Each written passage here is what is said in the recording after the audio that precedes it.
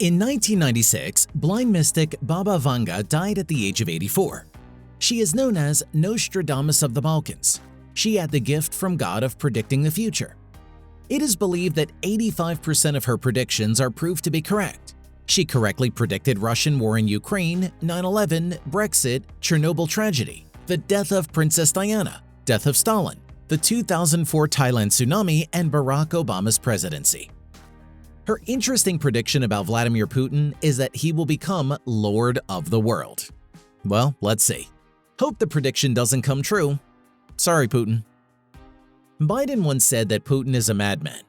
Want to know how Putin became president of Russia? What is his life story that made him a madman? Or he will be Lord of the World?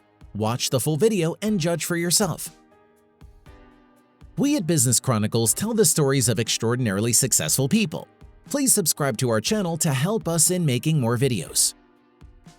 Vladimir Putin was born on 7 October 1952 in Leningrad, USSR, now St. Petersburg, Russia, and is the youngest of 3 siblings.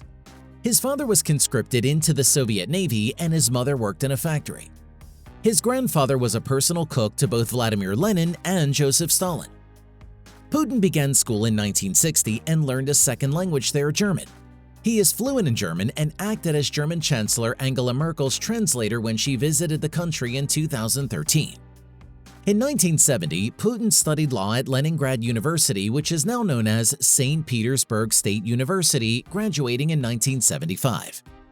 He spent 16 years in the KGB as an intelligence officer, attaining the rank of lieutenant colonel, called podpolkovnik in Russian. He was posted to Dresden, Germany, where his cover story was that he was a translator. Some accounts also point to him having been posted in New Zealand during the Cold War in the 1980s, where he allegedly posed as a shoe salesman. He left the KGB in 1991 to start his political career in St. Petersburg. Putin has been the president of Russia since 2012, a role that he also held between 2000 and 2008. He served as Russian Prime Minister in the intervening years and also from 1999 to 2000. At the time, the Russian constitution prevented him from sitting as president for more than 2 terms, but he has since changed it and could currently sit until 2036. Putin's political career has been shadowed by allegations of corruption beginning in 1991. As head of the Committee for External Relations of the Mayor's Office, he was responsible for registering businesses, promoting foreign investments, and fostering international relationships. He was caught undervaluing and permitting the export of metals worth $93 million in exchange for foreign food aid that did not arrive. He survived in the role until 1996 despite recommendations that he be fired. He moved to Moscow in 1996 to join Yeltsin's administration, and 3 years later ascended to the premiership. During his first presidency, the Russian economy enjoyed average growth of around 7% each year, thanks to a 500% increase in the price of gas and oil along with economic reforms. Putin backed the country's war against Chechen separatists and re-established control of the region during this time. While Medvedev was president and he was prime minister, Putin had oversight of the war against Georgia and also reforms in the police and the military. His third presidential term saw the annexation of Crimea and the war in eastern Ukraine. During his fourth term, he, without any evidence, accused Ukraine of committing atrocities against Russian speakers there and ordered a full-scale invasion of the country in February 2022. This brought extensive international condemnation and the widespread imposition of economic sanctions against Russia. Under Putin's leadership, Russia has become more authoritarian. Corruption is endemic, political opponents have been jailed, independent media has been intimidated and suppressed, elections are no longer free and fair, and human rights abuses have taken place. Russia under Putin has achieved poor scores on Freedom House's Freedom in the World Index, Transparency International's Corruption Perceptions Index, and the Economist Intelligence Unit's Democracy Index. For instance, Russia's Freedom House score, which measures the freedoms its citizens experience, is 19 out of 100, while that of its neighbor Finland is 100 out of 100. Putin once said that he is not paid well and he works like a galley slave. He says his annual income is $187,000. His wealth has been subject to some debate.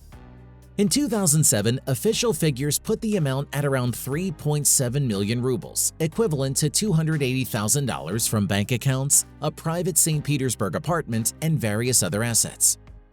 In 2012, his reported income was 3.6 million rubles, equivalent to $270,000. This figure prompted some commentators to question how Putin could have afforded the various expensive wristwatches that he had been photographed wearing, which totaled $700,000 in value. He's even given valuable watches away, gifting one, a blank pane, to a Siberian boy he met in 2009 while vacationing. It is common practice in Russia to keep the wealth through shell companies, offshore accounts, and frontmen. So even though it's very difficult to estimate the exact numbers, it is believed that his net worth is over $100 billion. Various opposition journalists and politicians in Russia have claimed that Putin is secretly a dollar multi-billionaire, thanks to owning stakes in several Russian companies. Putin and his supporters have denied such accusations and highlighted the lack of evidence. His name does not appear to be directly linked to billions of dollars worth of assets, but interestingly, the names of his known associates do. There are oligarchs in Russia. Oligarchs were made by acquiring state-owned assets at dirt cheap rates. These oligarchs invested some millions and became owners of tens of billions worth of assets. The only way an oligarch can acquire these assets was to be close with Putin. Some say these oligarchs are frontmen of him, and through them he owned hundreds of billions of dollars worldwide. Among such oligarchs is Vladimir Putin, who is the richest Russian in the world with a net worth of $29 billion according to Bloomberg Billionaires Index. He is best known to play ice hockey with Russian President Vladimir Putin on his $300 million luxury yacht. He served as Deputy Prime Minister of Russia under President Boris Yeltsin and has close relations with Vladimir Putin. He is known as the mastermind behind the Loans for Shares program, which laid the foundation of oligarchy. The Loans for Shares program created many oligarchs. People close to politicians were able to buy the country's natural resource companies for the price far below its market value. One of such examples is Roman Abramovich, who is the current owner of $3.2 billion Chelsea Football Club. He acquired 50% shares of Russian government-owned oil company Sibneft for $100 million. The original worth of the company was $1.2 billion. A few years later, Gazprom, another Russian state-owned company, acquired Sibneft for $13 billion. From the deal, Roman Abramovich got $10 billion. Before the deal, Abramovich already collected about $6 billion in Sibneft's dividends and stock sales, which makes the total profit of $16 billion. The Sibneft sell-off happened in 2005, and the deal made Abramovich the richest Russian. One example is Vagit Alekperov, who currently owns around 30% stake in Lukoil, which is Russia's largest private oil and gas company. When Vagit Alekperov was Deputy Minister of the Oil and Gas Industry of Russia, he merged 3 state-owned oil companies into one, which he named Lukoil. Lukoil was privatized and Vagit Alekperov became its president and chairman of the board. Vagit Alekperov slowly acquired stake in Lukoil using debt and later proceeds from dividends and asset sales. His stake in 2002 was 10%. In 2007, it was increased to 16.9%, and today he owns 30% stake.